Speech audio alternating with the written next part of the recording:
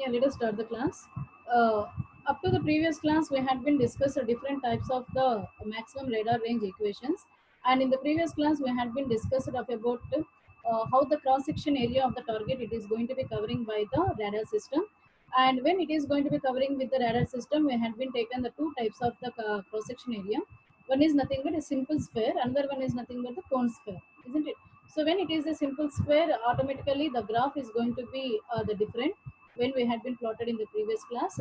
And where it is a cone sphere, automatically the graph is going to be somewhat faster, and at the same time it want to be have some tips to be followed. So up to that mark we had been discussed in the previous class, and some more three topics were pending in the first unit. That is nothing but you are supposed to be discuss of about the transmitter power, and you are supposed to be discuss of about the pulse repetition frequency, and whatever the system losses will be have in the radar system. So based upon that, we had been discussed up to the previous class, whatever the radar equation, maximum radar equation. So that again, here you are going to be just recalling for the purpose of representing the transmitter power. Okay. So all of us know what is meant by the transmitter power, what is the need of the transmitter power, and why I want to be explain the transmitter power. Okay. So here, the transmitter power, when I am going to be explaining with the equation, means again I want to be explained with the help of the things that is nothing but R max. Okay. So what is the R max? R max, according to us, we had been explained that is nothing but it is a maximum radar range equation where I will be get with the combination of the transmitter power and also the antenna equation with the cross section area by minimum detectable signal with the cross section area of the 4 pi square. Okay. So this is the formula just we had been discussed up to the previous class. So in this, what is the transmitted power means? The first of all, I want to be calculate and I want to be give the definition of about the peak power. Okay. So and I want to be take the definition of the peak pulse power, then average radar power. So based upon these three powers, I will be call it as a transmitter power. Okay. So actually the PT here will be called up to the previous class, that is nothing but a transmitter power. So but here I am going to be giving you the new definition, that is nothing but the PT is nothing but the power PT is in the radar range equation is called as the peak power. Okay. So when I had been given the transmission of my radar signal, so this transmission of the radar signal, here the representation of the PT I can be give. So this is nothing but the PT, which will be called as the peak power. Okay. So once I had been known of about the peak power, then I want to be, I'm supposed to be calculate of about the peak pulse power. Okay. So because when I had been given the sine wave, definitely it is going to be changing with respect to the instantaneous. So that's the reason here. So here, when I'm going to be representing the transmitter power, the first one I want to be give it to the peak power. So then the next one is nothing but the peak pulse power. Okay. So peak pulse power are going to be representing with the sine wave. So when it is, I had been given the sine wave, definitely every time I want to be not get the instantaneous power. Okay. So the power want to be continue from 0 to 1, 1 to 0, 0 to 1, 1 to 0. It is going on the representation. So on that time, I want to be calculate the peak pulse power also. Okay, for each and every pulse, what is the power it is going to be giving. Okay, and once I had been represented these two, the next point is nothing but I want to be calculate the average power. So because the peak power is going to be changing instantaneously, and the peak pulse power is also going to be changing instantaneously. So then definitely to write the ultimate equation, to calculate the ultimate equation, I want to be take the average of my radar power. Okay. So that's the reason how I can be take the average power is nothing but the power will be averaged over the carrier frequency cycle which will be occurs at the maximum of the pulse of the power. It's nothing but when I had been given the pulses like this. So in these pulses I will be have the carrier frequency. So the average radar power will be taken it's as the average of the carrier frequency where it is the maximum. Okay. So average in the sense it is not going to be taking where is the minimum of your pulse.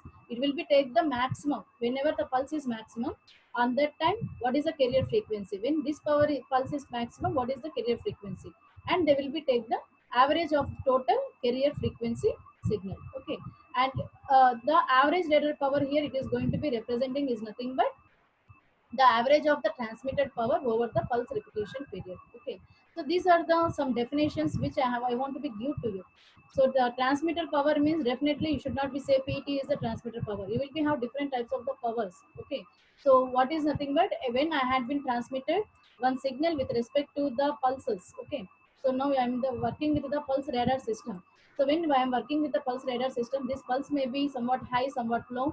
I don't know what will be happen for each and every pulse. So that's the reason here I'll be calculate the peak pulse, and I will be take the peak pulse power, and then I will be go for the average of the each and every carrier frequency when the pulse is maximum, and I will take the average of total transmitter power with the pulse repetition period.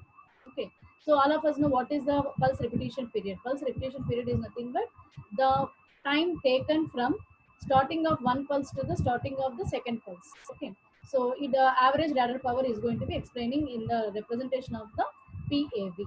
Okay, so now I can be write some equations of the PAV. So actually whatever the definition I had been given, so that is nothing but I had been taken the average of the transmitter power over the pulse repetition period. So what is a pulse repetition period in our sense? Already I had been said that if it is a pulse like this, so the pulse repetition period is already had been taken the duration, that is the starting of the first pulse and the starting of the next pulse. This I can be call it as the TP. TP is nothing but pulse repetition period, isn't it? So now what is the P average is nothing but it is going to be the what can we say ratio of the average of transmitted power by pulse repetition period. Okay, so now I can also write TP is equal to 1 by FP, because TP time period is nothing but inversely proportional to the frequency. So this here I can be write it as the pulse repetition frequency also. Okay, isn't it? So I can also be write pulse repetition frequency. So that's the reason here I can be say that P average is equal to PT, that is nothing but transmit peak power, average of the peak power with the width of the pulse by pulse repetition period TP, or else I can be take the reciprocal of the TP means I will be get PT into tau into FP. Okay, so this is the actual formula for the P average. Okay, so actually in the yesterday I had been shared you some documentation completely of about the first unit, but it belongs to only the theory. There I had not given any worked out problems and any exercise problems.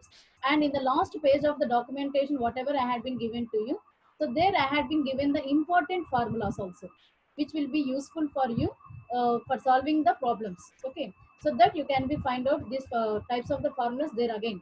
Okay, so now the average. So this formula is going to be useful for us to solve the problems, exercise problems. Okay.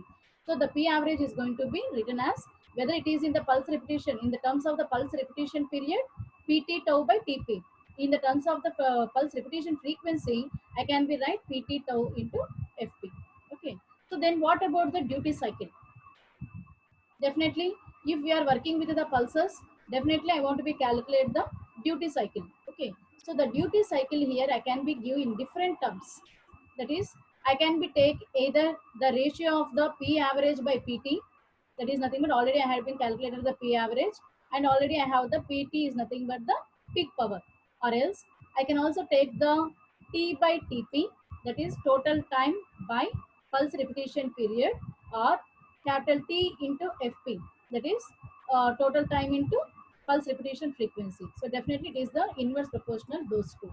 Okay, so the duty cycle of the radar system you can be take in any way, you can be calculate in any way. Okay, so but what is the change I will be get, ma'am, when I am going to be using this representation means, so very simple representation you will be get, that is nothing but already you know what is meant by the P average and the PT. So just the if I am going to be using the pulse radar for detection of the aircraft, which may be have typical duty cycle is nothing but 0.001.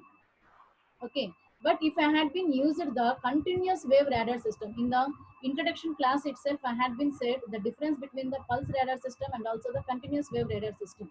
So the continuous wave radar system will be discussed in the second unit, but I had been given some differences between the pulse wave radar system and also the continuous wave radar system. There the duty cycle will be very high in the continuous wave radar system compared to the pulse radar system. Okay, so of course you can be compared with respect to a single antenna, two antennas. So those will be in the different scenario. But up to now, when you are differentiating the duty cycle, if it is a pulse radar system, it is going to be the 0.001. If it is a continuous wave radar system, the duty cycle will be have unity. That is nothing but continuously it will be have same duty cycle. Okay, and the already whatever the maximum radar range equation you had been written, so that again here I had been changed, because here I had been taken the ratio of P average by PT. Okay, so when I had been taken the ratio of the P average by PT, and with respect to the noise equation, everything whatever you had been represented, so that here I had been replaced.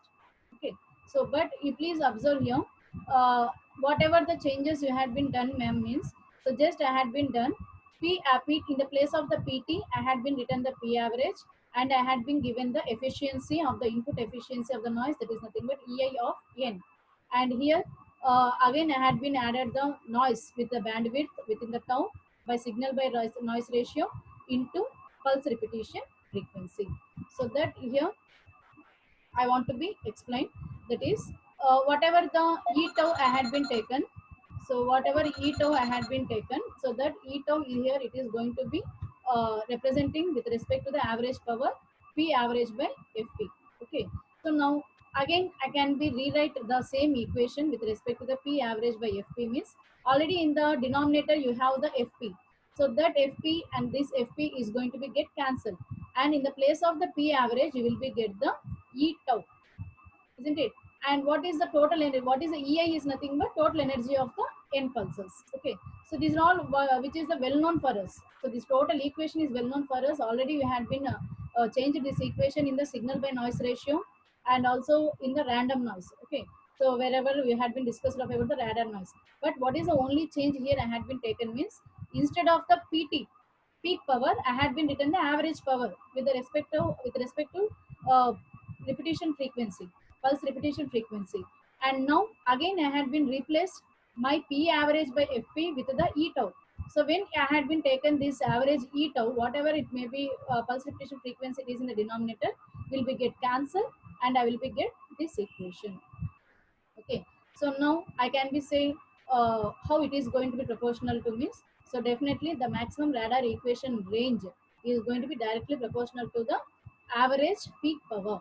Okay, so this is the clear information of about the transmitted power. Okay, so very simple topic which already we know that what is the power and what is the formula of the radar range equation. So just we had been taken some clarity, because I am having the pulse radar system means the waveform I had been taken in a pulse waveform. So definitely I want to be calculate the peak power and average peak power, and I want to be calculate with respect to the pulse repetition frequency and the pulse repetition time. So based upon all this, I have been changed my radar range equation. Okay. So now let us go with the next topic, last but one topic, that is nothing but pulse repetition frequency and range ambiguities. Okay, so already I had been explained you what is meant by the ambiguity, and I had been explained you to calculate the maximum radar range with unambiguity. So ambiguity is nothing but some of the error. Okay, so this ambiguity I want to be calculated. So definitely, if you had been taken a perfect scope, perfect radar system, perfect transmission, perfect receiving of the echo, even though you will be have some ambiguity when you are tracing the targets. Okay, so you want to be here calculate this range ambiguities with the help of the PRFs. Is it clear? So why what is this title means? Again, we are not going to be studying that what is meant by pulse repetition frequency.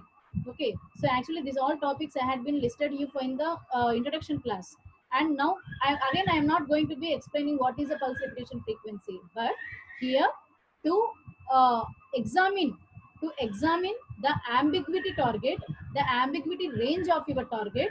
Here I am going to be taking the help of the PRF, that is nothing but the pulse repetition frequency. Okay, so first of all I will be give very simple points. What is the pulse repetition frequency? Here I am going to be using for. Okay, so the pulse repetition frequency is determined primarily by the maximum range at which targets are expected. Okay, so if I had been taken some three targets, maybe the A, B, C. So definitely I'll be expect some range, okay, some maximum range. But if I'm not getting that maximum range means, then I will be check out whether it is having the pulse repetition frequency or not. Okay, so whatever the speed I had been given, so whether I am getting the target value, target range in that speed or not, so that it is going to be examining here. Okay, so that's the reason in a very simple point I had been given the pulse repetition frequency or the PRF is determined primarily by the maximum range at which targets are expected. Okay, so if I'm expecting my target in this way, so this is the one target and this is the one target and this is the one target. Okay, so and again I'm going to be getting this is the A, B, C. Okay, this target is going to be the A and this is the B and this is the C. And after the C, again I'm going to be expecting the another target which is nothing but A. Okay, so now it is nothing by the distance between this A to A, I can be call it as a pulse repetition frequency. Okay, so if not I am getting the A, if I am getting the B and again B and again B, so then how I can be say that? I can be say that comparing to the pulse repetition frequency of the A, I am having the high pulse repetition frequency to the B because the B was reaching more number of times comparing to the A, isn't it? And at the same time, I can be say that it is the ambiguity. If every time I'm getting the information from the B target only, then what about the A? Okay, so whether it is there or whether it is in the correct distance or not, whether it is going to be reaching or not. So these are all the problems I will be get. So that's the reason here I will be call it as the ambiguity. Even though it is having the pulse repetition frequency perfectly, so every time only one target will not be reached to me. So definitely I want to be get all the information from all the targets. Okay. If I am getting with only one target means, then I will be call it as a wrong pulse transmission. I am having wrong pulse transmission. Okay. And definitely I can be imagine and I can be calculate this PRF definitely with respect to the echoes itself. All these are nothing but echoes. Okay. So that's the same point here I had been explaining. Echo signal received after an interval exceeding the pulse repetition period are called multiple time around echoes, isn't it? So here every time I am going to be getting the same target means I will be call it as a multiple time around echoes. Okay, so these are the main 3 points for the range ambiguity. So by this I will be calculate with some figure, some example figure I had been taken. So you please consider this as a figure. Definitely here I had been considered three targets. So in the previous top presentation, previous slide, I had been said that only two targets. But here at present on from the space to the radar system, whatever the echoes I am receiving, so to these echoes I am going to be having three targets. So one target is nothing but A, B and C. Okay, so if these three targets are going to be tracing by the radar system, let us see how the echoes are reaching by the target. Okay, so definitely here I had been taken some time period, some time duration on the x-axis. So the first I will be say it is a t is equal to 0. So then I will be say next one. Okay, from the after the duty cycle I will be give another scale is nothing but 1 by fp, 2 by fp and 3 by fp. Okay, this is nothing but the time or the range or the distance. So now uh, in the first time period, in the first time period I didn't get any target, I had been get only the A, isn't it? So now I had been get only the A. So then after in the second time period I had been got the B and second time A, that is A dash. And in the next time period I had been got 3, that is A double dash, because it had been third time by my of the tracing of A, then second time of tracing B and first time of tracing the C. So in this, what is the perfect thing is nothing but I can be saying in the A figure, three targets A, B and C, where A is within the R unambiguous, because in each and every time period I am receiving the A. So that's the reason I can be say that it is having the unambiguous. If you had been missed the A means in any distance, then it will be called as the ambiguous, isn't it? So here I had not missed my target. At each and every time I am getting my target, and each and every time duration I am getting my target. So that's the reason I can be say A. Okay. So just to differentiate more. Okay. So just to differentiate here, I had been given that once I had been first time I am receiving means it is a simple A. Second time it's a repeating means I am showing with the dashed line, and at the same time I am giving the complement to the representation.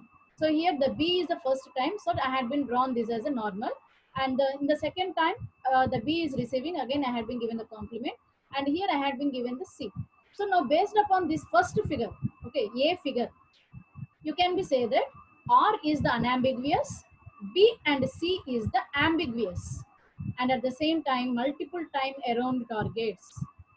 Okay, you're getting the multiple time, but B and C are getting the multiple time also, but it is the ambiguous. So why I'm saying it is ambiguous means I'm not getting B and C from first onwards. Okay, so now how I can be show, if it is not like this, if all the targets are in perfect, so then I can be show my all three targets in the A scope in this slide. So when you are in the live radar system A scope, I will be get all the three targets like this A, B, C. Okay, so how I can be say which is the ambiguous, which is not the ambiguous means, so that you can be see in this figure, in the third figure, that is nothing but the C figure. So here the appearance of your figure is going to be changing the PRFs. Okay, so if it is a single line, it is showing that it is coming with the same PRF. If it is having, the C is having different types of the lines. Okay, within the C you can be see different types of the lines, so then it is having different types of the PRFs.